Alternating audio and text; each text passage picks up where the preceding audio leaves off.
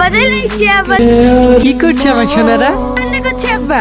আমি গ্রাম থেকে এসে রান্না করব, তুই কেন এসব করতে গেলি? সারাদিন গ্রামে গ্রামে ভিক্ষি করে আসার পর তুমি যখন রান্না করবো তোমাকে দেখে তখন আমার ভীষণ কষ্ট হয়। তাছাড়া তো আমি রান্না শিখে গেছি।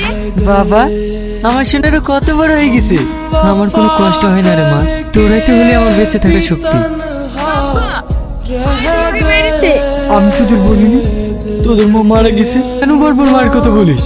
আমার মায়ের কথা ভীষণ মনে পড়ে। আব্বা, আমি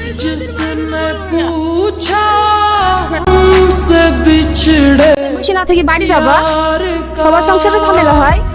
যাও বাড়ি যাও। এ কে বললি থাকতে বলতে কি লাগে? কি সংসার ছিল, সে সোনার সংসার ধ্বংস করি আজ এই দুর্দশা।